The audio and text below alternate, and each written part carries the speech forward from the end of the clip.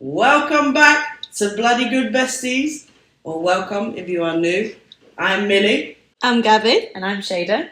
This was great because I get to be Gabby in this episode. So I'll do the usual, like, subscribe, all that.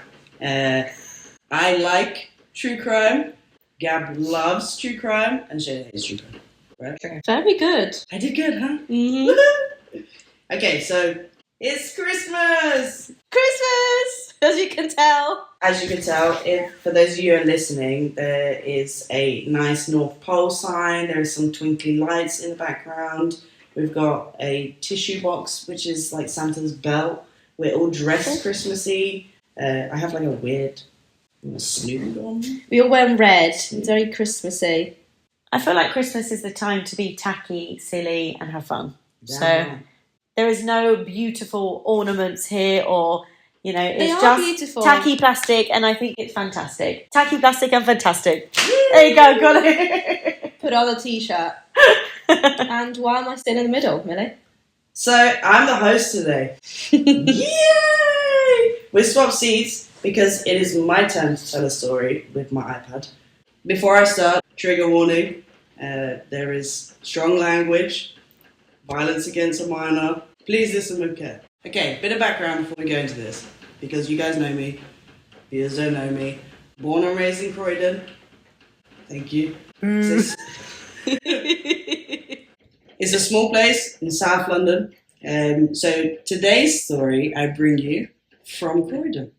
Now, I know we've spoken previously about like crimes from the 80s, 70s, but this is actually relatively recent. Mm-hmm. So please don't make me feel old. You know, I was 21, fresh out of university. You guys were 16. I worked this out in the car and I genuinely wanted to cry.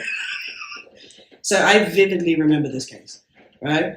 Working, living in Croydon when this happened, okay? This is crazy. Like, because I don't know, to me, first of all, it's weird that I'm not doing the story, so that's weird. She's like, I must say something. I must interject. But because obviously I'm reading and I'm doing a story and we're covering stories in America or Italy, whatever it was, but you're literally covering something that you kind of lived. That's what I find, like, I'm already uncomfortable. Yeah. Not only because I'm control freak, that I'm not controlling the episode, but I'm uncomfortable. You might have to, depending on how well this goes, but I hope you guys interject. You could be back for popular demand, maybe. Okay, so, today we're going to dive into the case where the killer wasn't a stranger lurking in the woods, but a shadow hiding in plain sight. This is the tragic story of Tia Sharp, and a terrifying performance that gripped Britain in the summer of 2012. So this is during the Olympics, yeah? And I was working in central Croydon where this happened. Oh my god. Okay? I wonder if I've heard about this. Maybe. Well, I lived in Luton at the time, so probably, Okay. maybe? I don't know. It was all over the news. But maybe not in Luton, because it was like South Regional. Yeah. Right? Okay, so let me take you back. It's Friday, August 3rd, 2012. The world's eyes on London for the Olympics, right? But in a quiet estate of New Addington, so if you don't know South London, New Addington is in the borough of Croydon, yeah? A different story is beginning. 12-year-old Tia Sharp is staying at her grandmother's house, Christine Bicknell, a routine and a familiar arrangement. Okay? Let's start there. Because this is really close to home for me. Like, I was literally 10 minutes away from there. Like, I only lived 10 minutes away from there. At this time, right? So, according to the official account, the grandma's boyfriend, Stuart Hazel, was the last to see her. So he claimed Tia left the house around midday, planning to walk to the Whitgift Centre in Croydon to buy new shoes. Okay? That's the story. That's the story you told, that's the story you stuck with. So, obviously night fell, Tia hadn't returned. Yeah? So panic set in, she was officially reported missing the same day. Question. Okay. So she's 12. Mm-hmm. She went on her own.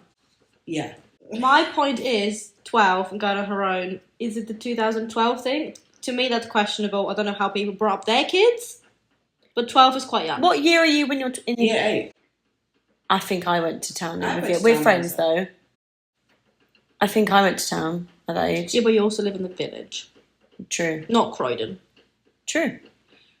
I mean, coming from Croydon, I can say that, like, it was usual, yeah? Like, I would come to, like, back and forth to school. I went to school in South Croydon, and that's, like, at least, like, a 20-minute bus ride. Mm-hmm. And I would go by myself. As long as the street lights were on, you were fine. That's it. Okay. That was the mentality.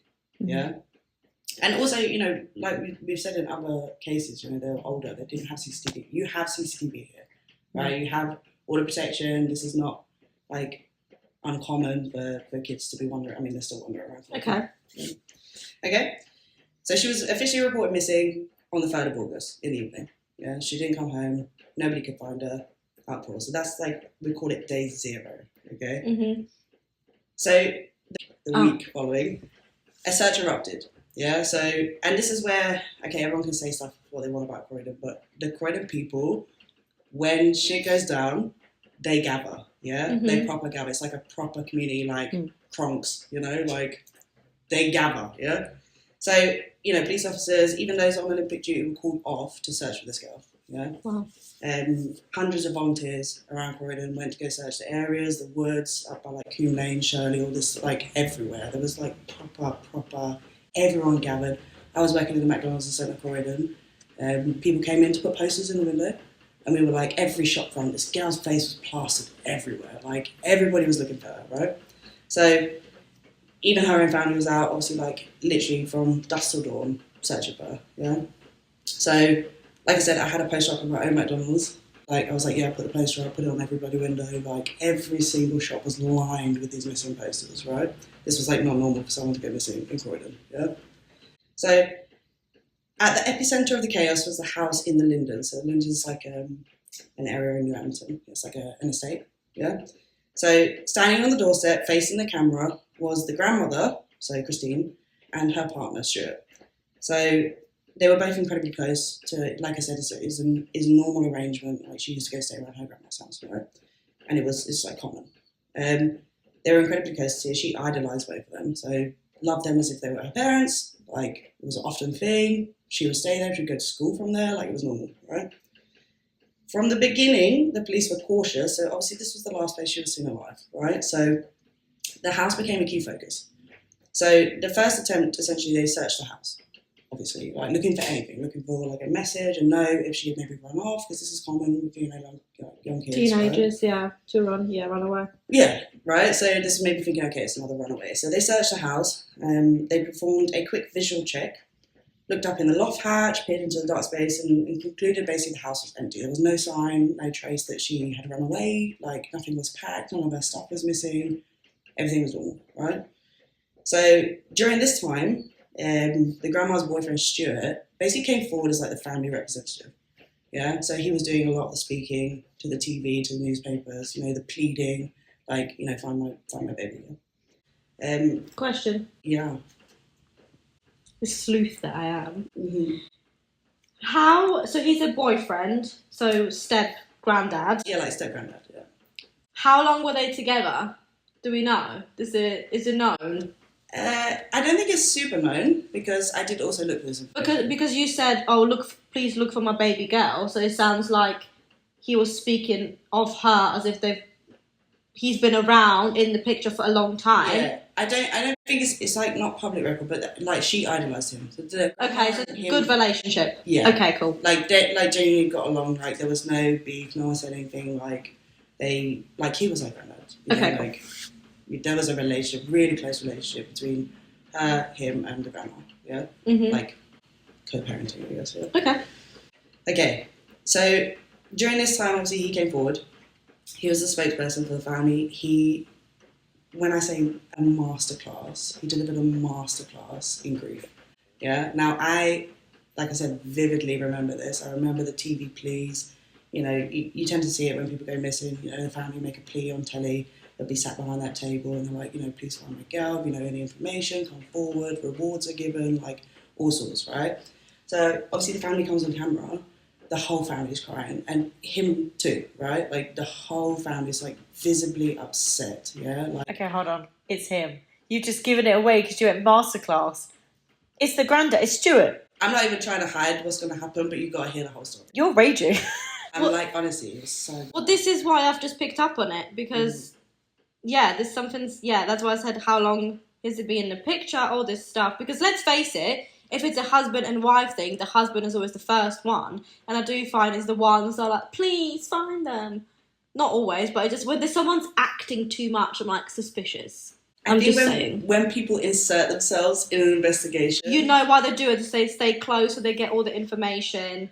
It's again not always, but that tends to be the case because they look into the investigation, and I don't want to assume the worst in everyone. I don't want to spoil everyone's fun, but like when you said that, I was like, yeah, that's him. Hence why I've asked. Okay, so like I said, he came forward. He was given masterclass in grief. Like, I remember watching this back. This guy was bawling. Like, you genuinely felt sorry for him. Yeah, like you felt sorry for all of the family. You could see that they were visibly devastated that that Tia was missing, right? So he again came across angry, defiant, and desperate. Like, you really felt this. Like, this guy had been to acting classes or something, I don't know. But the whole of Croydon, I'm pretty sure the whole of the nation, whoever was watching that, like, it was really good. Like, So Tia stays here Thursday night, just with you. Christine's working. Talk me through Friday up until the last time you see her. Tell me exactly what you did. Tia's come down the stairs around about 10:30, something like that maybe. Because I know she was on about going up to Croydon she wanted to get up early. She picked up your mum's DS up, played the DS for a little while. I said, well, we're going to have some breakfast. So I made her some toast, and she had the toast, and then she wanted a sausage roll, because she's always eating sausage rolls. Basically, then she was sitting there. She doesn't take her washing up out, so I took her washing up out. Just started doing a bit of washing up in the kitchen. She was in there. She was telling me what she was doing, but I weren't really logging it into my head. I didn't. Do you know what I mean? Remember, like the kids, they talk to you. It goes in one ear, stays there for a second, and it goes out. You know what I mean? As I was hoovering, then she walked out. She walked past me from the front room to go out, and she walked out the front door. That is all I know. And she left her phone on charge because I told her to sit there and leave her phone on charge. I didn't mean leave it on charge, because what Tia doing, she plays on the BB thing, but then she uses it as it's charging, so there's no charge going through to it. So when I said to her, just leave your phone on charge, it means leave her phone on charge, not use it, let it charge up a bit, then you can actually take it with you or whatever, because she's been responsible to go to Croydon before. She's been responsible to go on trains and buses and trams and everything before on her own. So when she walked past you and out to the door, did she say anything? She said, goodbye. Well, I said, well, make sure you're back at 6. She went, yeah. And that was it, and then the door closed and she walks out. I don't take precise times and things like that, but when she walked out that door, I know damn well it was 12:10, according to my clock, because as I was hoovering up the dog's mess by my kitchen, I look up and I've got a great big clock in front of me on the cooker, which says 12:10. Now listen, you've been living in house arrest, basically, almost, for the last 7 days almost now. How's that been? Oh, it's been horrible. It's been horrible. Do you know what I mean? The family's, we're stuck inside here, do you know what I mean? We've got all the papers outside, all putting accusations down, and they asked me stupid questions yesterday, like, oh, did you do anything? I said, well, no, I didn't. Excuse my language, but no, I didn't. I'd never think of that. I'd loved her to bits. She's like my own daughter, for God's sake. We had that sort of relationship. It was that sort of thing. It was just, you know, she wanted it, she got it. She's got a loving home. She's never gone without anything, so I can't work it out. What the hell's going on? We're all out there. They want to report the truth. So do you feel under pressure? Do you feel that perhaps the people are looking at you? Well, if they believe what they read in the papers, they can do whatever they like. Because I know deep down in my heart that Tia walked out of my house. She walked out there, and I know damn well because she was seen walking down the pathway. I know she made that track down to that way. What happened after that is I don't know.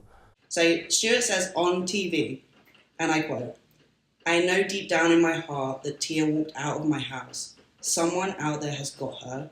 Please bring her home." End quote. Oh, I got goosebumps. I got goosebumps because I can feel that as a watcher watching it, you'd be like, oh my God, poor guy. And actually then it's you. Motherfucker. Well, we don't know that yet, but Millie... We fucking know that, and this is bullshit. Millie's strongly suggesting that is him. Millie's strongly suggested I read up on this case after, honestly, and like I said, like I was living in Croydon. Like I didn't actually think how much anger this would bring back in me, but I remember this whole thing and just being like, I think it hurts when it hits home, like close to home. yeah, It feels less like theory. yeah, Do you know what I mean? Yeah, well, that's what I was saying at the beginning of the episode. That it's strange that we read the cases from America and we cover that, and we get angry, like how we got angry at the Polly case. So this is, I can't imagine how. And at the same age, because Polly was 12. So we're looking at exactly the same age to a case that was literally in your neighbourhood. yeah. So again, he comforted her grandma, like publicly comforted her, all basically while maintaining the lie that Tia was missing, right? And obviously the entire nation watched his tearful pleas, and you think he was like a victim of circumstance. Yeah, like that's the way you felt. And I think a lot of people at this point, obviously, the whole neighborhood was still casing for her. We were, this is 6 days in now. You start to feel like, okay, something bad has happened. Yeah, they always say like, 48 hours after someone goes missing, it's probably likely that, they're not coming back to you. Well, they say the first 24 hours are the most vital, because this is where all the evidence can still uphold, and weather, rain, all of that, animals. So they say 24 hours is the crucial. Yeah. So again, during all of this, obviously, like I said, there is CCTV at this point, right? And I know the Wicked Centre very well. It is cased in security guards. It is cased in CCTV, especially around that time, right? So again, I worked within the Wicked Centre, so I knew most of the security guards. There was like at least 8 people walking around at one point. Like a lot of them, and there was a lot of CCTV. So obviously this was checked. She was nowhere to be found. Yeah, so there's CCTV all the way across the high street, all the way from the bus station. She walked into Croydon, all the way along that route. There is CCTV. So she did walk, or she didn't walk? Well, she apparently, according to remember what I said, the official statement. He said she left to walk to Croydon to get her shoes. But she wasn't caught on any CCTV. No CCTV. Now, also, public pleas were made to look out, anyone giving witness statements, stuff like that. Loads of people do the typical thing, ring in, say, I've seen her, oh yeah, I saw her in Wicked Centre that day. It's a waste of time. Yeah, so a lot of police resources. So I do actually feel for the Metropolitan Police in this, because I'm not going to lie, what comes next maybe doesn't make them look so good, but like they really did, they pulled people off. Like this was more important than the Olympics. They're like, fuck that. The little girl's missing. Let's go find her. So like, just bear that in mind as I read through the rest. So naturally, we couldn't find her on CCTV. Nobody found anything in the searches. Like when I say we combed Croydon, nothing was found. Right. So they went back to the house. Right. So you got to start from the beginning. Let's try again. Maybe we didn't see something. Maybe we missed it. It was just a quick visual check to see if any belongings were missing. So let's go back and search again. Right. So the second attempt, a specialist team was sent in, this time searching the cluttered attic. They saw a large black bag, but decided it was too light to contain the weight of a 12-year-old girl and moved on. So the whole house was searched again. So they haven't even looked in the bag? Or they've looked in the bag? No, it was too light. They lifted it up. It was too light to be a 12-year-old girl. What fucking bollocks is that? Oh, let me tell you. Do they not listen to true crime? Because what the literal fuck is going on? Hold your horses. Okay. I know, I can see your face. Outrage. I can see your face. Hold your horses, okay? So, this is a specialist team. Got goosebumps. We've combed all of Croydon at this point. Hundreds of hours of police hours have been spent searching for her. Croydon, if you know it, is a really, really big place. There are many, many areas that cover the borough of Croydon, So it's a lot to search. New Abington also does back onto a lot of woods, a lot of woodland, and I know it doesn't believe it or not, but some green fields, yeah. So it was quite a large area to case, yeah. So they were like, this just can't be right. We can't find this girl anywhere. There's no trace of her on CCTV. We have spent hundreds of man hours looking for her. The whole community is involved at this point. We're getting mad tips from individuals saying, she's missing, whatever, or we've seen her. Nothing's coming up with these tips. So again, they go back to this house, right? And this time, they bring dogs. So Question is asked why you don't bring dogs the first time. Was Yeah. just about to say that. At least the second time. But it's also interesting because now they've gone again with dogs, so they must have felt some form of type of way, because why are you coming back? About the house. You've got a specialist team, why are you now bringing dogs? So I think they're going... She's in the bag, bruv. So Is she in the bag? listen, hold your horses. I can't. So this is the third time they searched this house, okay? Third time. Now, bearing in mind, and I really need you to keep this in mind at this point, right? The grandma is still living in this house, yeah? Oh, God. She's in the house. The grandma and the boyfriend are still living in the house, okay? So just bear that in mind as we go through. So sniffer dogs are brought in, right? So a dog trained to detect human remains was brought in, okay? They're really like, they're honing in now, like something's not right. Like one of you's really bullshitting, right? And I'll cover a bit more about that later, but they're like, something's not right here. We've really fucking searched and there's just nothing's turning up anything. So, you know, the dog alerted officers, indicating something was above a specific bedroom. Crucially, due to the tight space and an issue with police equipment, the indication was not thoroughly pursued inside the cramped space. I'm about to throw this tea. I need to put it down. Oh, my God. So you say they walked away? They didn't do it? They didn't finish They the job? didn't check. Third time. this is so fucked up. But like every case, we talk about how there are elements where the police haven't done maybe what they could have done, and I find it really difficult. I'd love to really spend or talk to some police officers that go, talk me through this, because The logic. I think in our heads it seems super obvious, but I'm sure there's so much more to it that we just don't know, or we like whether they go, you know, you need to justify this, or this is a whole big whatever. But at the same time, when you hear this from a non-knowledgeable eye, this is bullshit. Like, Yeah. that's so unacceptable. Because surely, if you're there, you must have a warrant to be there in the first place. Open every fucking single damn box, cupboard, crevice, anything. Oh, it's too light to carry it. He could have fucking chopped her up. Like, it doesn't carry a body of a 12-year-old child. So? Could have been an arm? Like, oh, I don't even want to know what he's done. Yeah, I guess so. Oh, God. So, let me tell you. How do you do this shade every episode? No, Because I'm honestly like itching. I can't keep quiet. I've really struggled with the children ones. Yes. Really, really, really struggle with this. And especially when it's things that we, as you said, we people who are, quote, we are not knowledgeable in this, we're not the experts, we have the what the fuck moments. How did you not think? So to be fair, I can put a bit of context to this. Please. Because, you know, see, like I said, like I'm born and raised Croydon, I lived there pretty much up until I was 30. Let me put a bit of context. So obviously there was the 2011 riots, right? So a lot of the police force had dwindled, yeah, especially in Croydon. And they were like heavily recruiting at this time. So you have to understand they were like lacking in man hours. Obviously the Olympics. But you are in the house already though. I I don't have the excuse. If they couldn't make it to the house because of man hours, I'd understand. Still fucked up. But you are in the house, so you're already there. It takes 30 minutes, 20 minutes, 10 minutes to open bags. So at that point, that's no longer an excuse that I will accept. Yeah, no, fair. I'm just trying to put a bit of context behind. Like probably, maybe, you know, some failures that happen. Either way, okay? Call me harsh. Fair.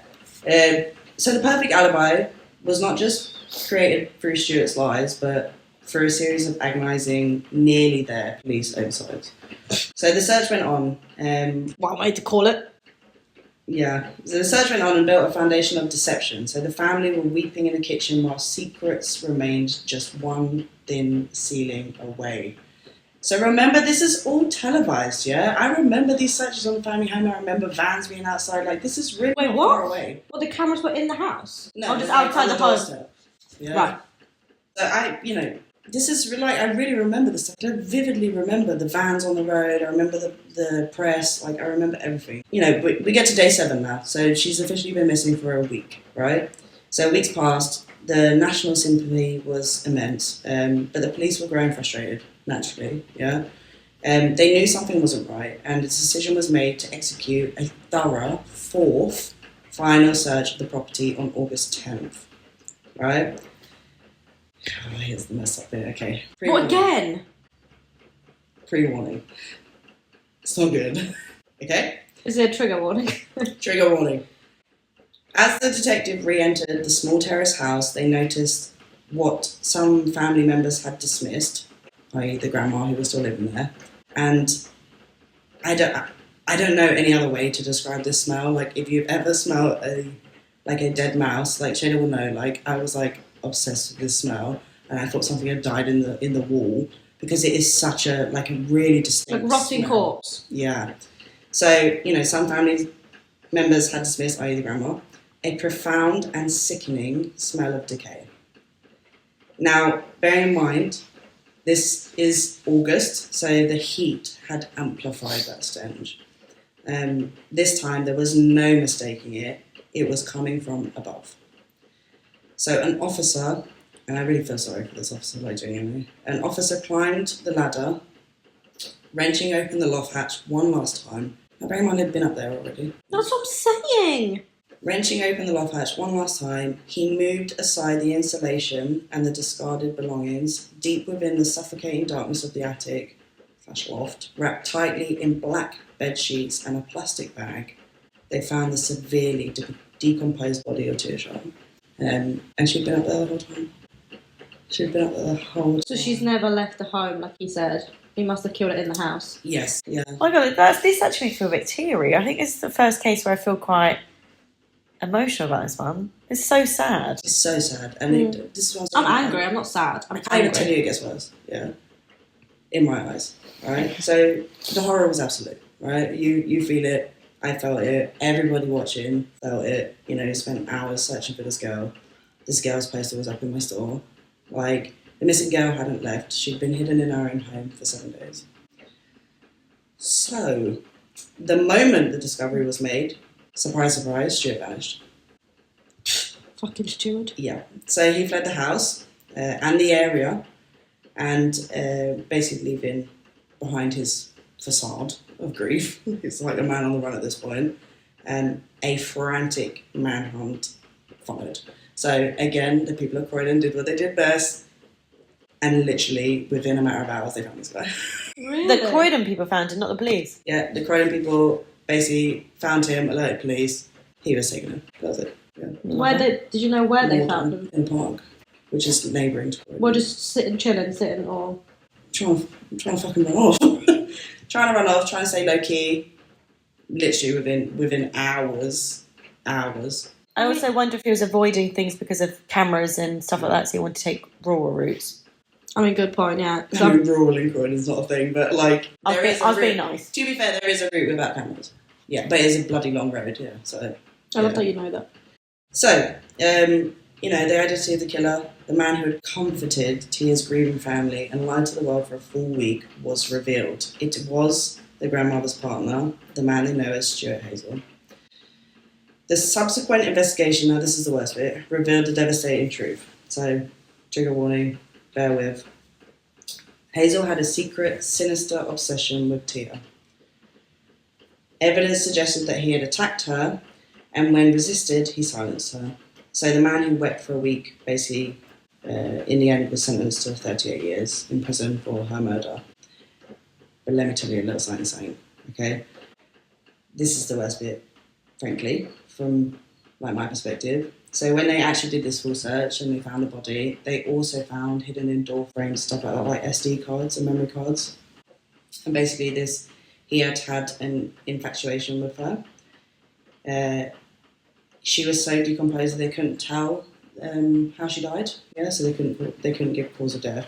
But it's believed that she was strangled. There was pictures of her sleeping. He had basically taken. We'll get to it. We'll get to that. Let's first of all, actually, because you're probably thinking in your head like, how did your grandma not know? Yeah. Are you thinking that? There's a lot of things I'm thinking right now. That is one of them. How did she not smell? How did she not suss anything out? Did she not have a sense of smell? How old is this grandma? Because I picture grandma and I'm thinking like real old lady. No. Like a young grandma? Yeah, she was a young grandma. Okay. Yeah. Do we know the ages? No. I don't know. Like fully functioning. Yeah, fully functioning. Okay. Young grandma. I would say in her 50s, to be honest with you. That's how it happened. Yeah. So, Christine, who obviously was Stuart's long-term partner, and her grandma. So she was living in the house when the murder occurred, sorry. And she was also in there when Tia's body was discovered. So basically there was a question of knowledge, yeah? Like how much did she actually know, right? So during a week-long search, yeah, they basically decided that they were going to arrest the grandma, right? So they arrest the grandma and they're like, okay, what do you know, yeah? They basically initially arrested her on suspicion of murder.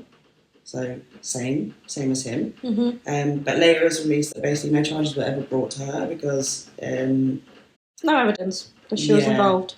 Yeah. And, but she basically said that she dismissed the odour being like a dead mice, like I said, dead mice or a cat. Obviously, we're talking like the whole body. Like, you've got to amplify that smell by like 100. And on top of that, your granddaughter's missing, and then you're smelling a dead body. Right. Sus, okay?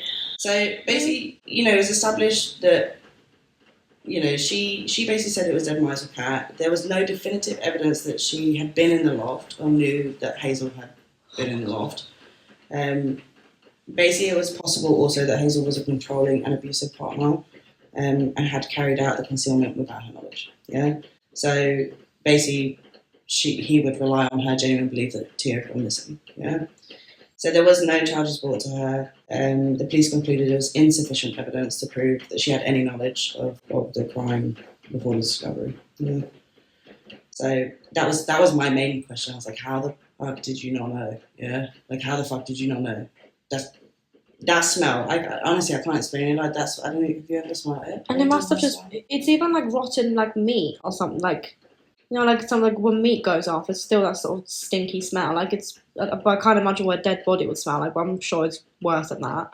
Yeah. To me, it's like it's like your granddaughter's missing. Mm. What a coincidence that I can smell rotting bodies. Oh, it must be a mouse. Like in my head, I was thinking the same thing. Like you gotta be dumb, or you're playing dumb. Or you're not like looking around trying to find the smell. Like sometimes like sometimes like Sync might smell or the bins all smell. You go and look for the smell. Where is the smell so I can get rid of it? Surely your nose would lead you to where the smell is. What? And then you just go and even if it's a mouse, you want to get rid of the smelly mouse. Yeah, and it takes a while for that smell to go. Like it's stuck up your nose. Like when I smell it here, like, I was like all up in the cupboard. I think I've never smelt it or a dead mouse smell. So Your sense of smell is also really bad. For sure. So, but this is what I'm trying to say. If it was me and we're saying it's similar, I don't know if I would be able to smell that same smell or not. Or, I don't know. I also think when you're at home with a smell constantly, you get used to it. You don't know that it people smells get used to as the bad. smell of dogs, like Exactly, and then they come out the house and you're like, Jesus, like Oh, not it's cool. house Or like stinks. smokers won't know how horrible they smell when they smoke inside. So I'm not saying that. I'm just saying it could be. Also, genuinely, she had no idea. No, I think she had no idea, but it's more like how do you not cope with the smell? That's what my. Okay, so let me tell you about what was found, obviously. Yeah. So obviously they found these hidden in door frames. So they were really, really well concealed. They weren't found on any free searches, obviously, the searches were bad anyway. But they were found inside door frames, like hidden places, these SD card memory card, pictures of her sleeping. And it is believed that post-mortem, there was a picture of her positioned in a sexual manner. Yeah.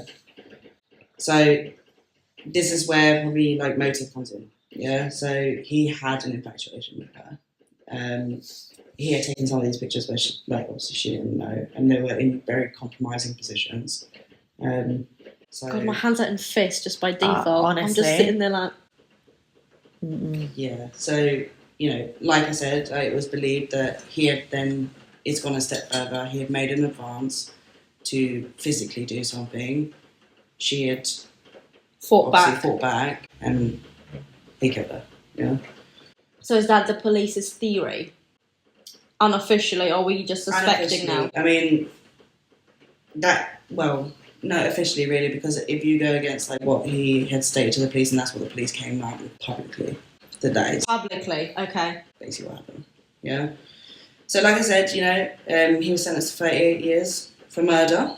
It just honestly, like, the nation was angry. I know people in Croydon were angry. Like, when we were taking those posters down, after this obviously this had all happened, there was anger, like proper anger. You know, I remember taking that poster down in my own store, and like I genuinely, I was like so mad. I was so mad. I looked at this poor girl's face, and to be honest with you, she was like, it was a very nice picture. She was super smiley, super young, like just fresh face, you know, baby face, and the madly, see how you clench your fist? The madness.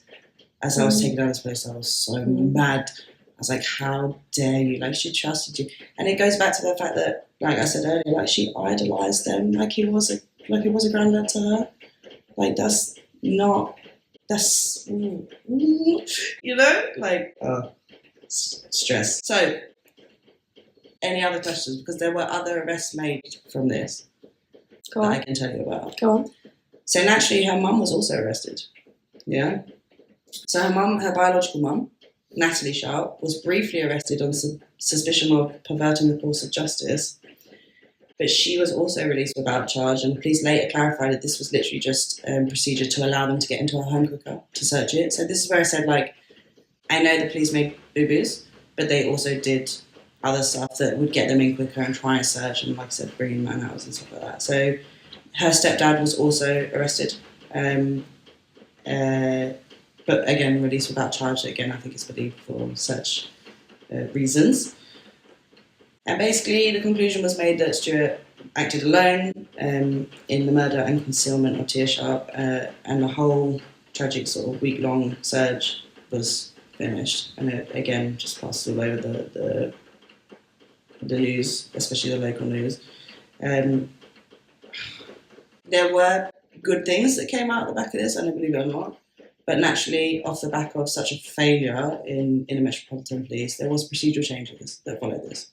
So, because obviously there was outrage, like pure outrage, yeah? And procedural changes were made. So there was a review that resulted into an overhaul of search protocols.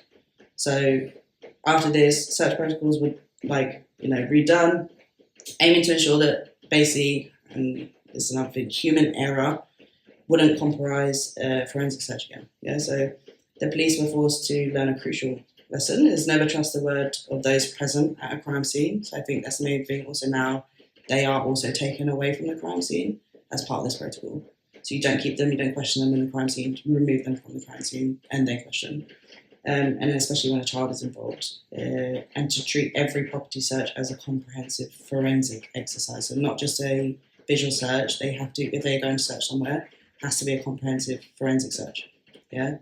Because you never know when you're going to walk into a crime scene. Of course. That just seems like naturally, you would think so. Maybe we should work in police, because we are so switched on. You and I said granddad within the first 2 minutes of this episode. That's because Millie said mascot. I mean... Well, I got it when she said, my baby girl, and I was like, suspicious. To be fair, also, I could never work in the police. I have too much rage. Like, there's no chance. Yeah, I would beat someone up. There is no chance that would ever be a thing. The other thing I was going to say, I think, like, them changing procedures is all good and well, but the reality is it's not their fault. Like, that wouldn't have changed anything. It may have given you some answers better and she fine, been but dead anyway. She's gone, and I get really frustrated when it could have been prevented, and then nothing. They've not done anything back this way. But there was no sign that he was going to do anything anyway. So, like, I feel like nothing could have been done to prevent that happening, I don't think, based on what Millie has said, because there was no signs. It seemed like happy family. But she could have been found within the first day. Literally the first day, because they searched properly the first day. This is my point, though, right? And I think this is the bit that's probably the most frustrating, like the Metropolitan's answer, because they had to answer to this, right? There was a whole community that people was were like, what the mad, hell? right? And they basically, their sentence was not good. They literally said it's human error. And there was no one actually held accountable for the incorrect searches. There's no one was actually put to blame for this. They couldn't single it down to one officer or anything like that.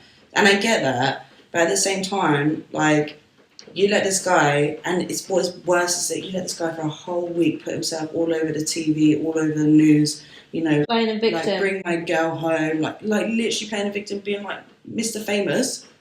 Plus, he was also plastered everywhere. Yeah, he was the spokesman for the family. But think actually that probably helped massively with the case of them finding him, because it took him 2 hours and everyone had seen his face before. So Yes. you're an Yeah. idiot. Yeah, do you know, I was just thinking when you were talking that obviously they found these SD cards.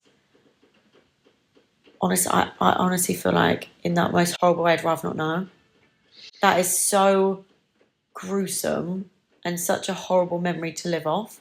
It's like worse than the murder. Like the way that's happened is horrendous. She was violated like that as well. Like that's yeah. Like I think you've just found out that your daughter's passed or been murdered, and then you find this out too. Of that whole time that, especially if the mum isn't nowhere near involved, and I presume she's not. She's going, yeah, go and see your granddad and grandma, and yeah, go, and she's like loving this for And she was her. there all the time, you said, Millie. So And actually, all of this wouldn't just happen this one time, that last week or 2 weeks. This would have been a build-up from somewhere. So we don't know whether anything has happened, whether he touched it inappropriately or any. We don't know if that actually happened. so And obviously, autopsy also couldn't say anything because she was so decomposed. Yeah, this is the problem. I think, like, if you think about like the evidence trail, so let's go there. Like obviously the house was searched and like dismissed and whatever, and then searched again and searched again and searched again. Finally, they found the stuff, right? So naturally, she's been there in a very warm, closed-off space, and yeah, she was seriously decomposed. So they like no cause of death could have been seen. Like it's impossible to tell, right? So, like I said, they found 2 crucial memory cards. One was tucked away in a door frame, and the other one basically they recovered deleted stuff. So he had deleted. He tried to cover his shit. Yeah. And if you're deleting stuff, you've done something wrong. Why would you delete it otherwise? So it must have been bad, maybe. Yeah, because obviously, like I said, there was one of her sleeping, and then there was indecent photographs of her naked body. Yeah. God. And basically, the prosecution said that this was taken after she had passed. Oh, God. What a Um, fucking animal. Guillotine. so here comes Say it every time. Here comes the other part. So obviously, also in this evidence trail, and whilst they searched the house, they found Tia's blood and Hazel's semen on bedding in the room, and a dildo with Tia's blood and DNA on it. So he had. Yeah. So obviously they said that he'd developed a sexual obsession with her, and with the girl that he was supposed to protect her. So this is like probably the bit that people were most mad about, right? So during his trial, which was in 2013... I think I need to pause for a minute. I got teary. That's fucking horrendous. And honestly, this is where I genuinely think torture should exist. At this point, torture should exist. This is fucking vile. Like, you deserve to feel the most pain in life. There's so many things I want to say, but none of them are appropriate for this podcast. Yeah, no, fair. Right? Yeah, no, fair. Do you know what I mean? fair. Like, there's so many things I want to say right now, Fair. but it will get us cancelled in the first 30 seconds of me saying something. And I feel like people listening can probably imagine what I want to say. Well, they're probably thinking the same thing. Probably 100% thinking the same thing. What a fucking animal. No. this is what I'm saying. Like I said, I feel like I'm going to cry. I can't say enough. I vividly remember this was so close to home for me. Like I had this girl's picture in my store. Like she was all over my TV. This is 10 minutes away from my parents' house. Yeah, like. And they don't know whether that happened before or after she was murdered. They can only speculate, I'm assuming. Obviously, it's inconclusive. Yeah. And nobody can tell how she was murdered. The body was so decomposed. Like, you had no idea, yeah? So, what I will say is, his initial comments when he was arrested was that he said that she had accidentally fell downstairs and panicked. He initially stuck to that lie, yeah? Claiming that it was a tragic accident where she fell downstairs. The story that he tried to tell the prison officer.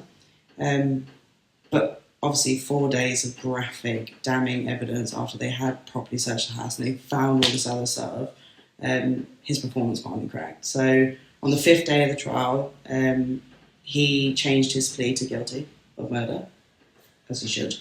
But it's only for a lesser sentence, though. Because if you plead guilty, because you plead not guilty and you're found guilty, you're going to get a harsher sentence. So if you plead guilty, you can basically negotiate your sentence with the prosecution. He'll still be alive now, isn't he?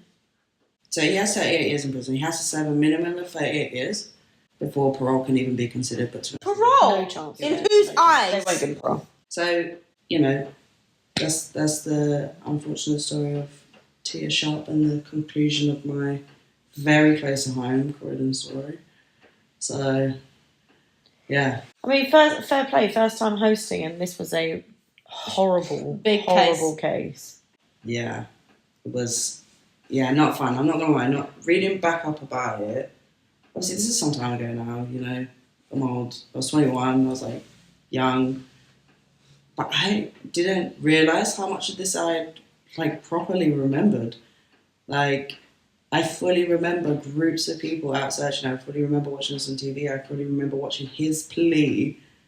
I remember watching all of this. It must be hard to read back. So I don't even feel like at this pace anyone's got a witty ending to this podcast. I don't think you can. I kind of think although it feels quite interesting, we've got a whole Christmas theme, and this was a horribly morbid story. Yeah, I don't think there's anything witty to say. I'm angry. Yeah, I think we close it off. Thanks for watching.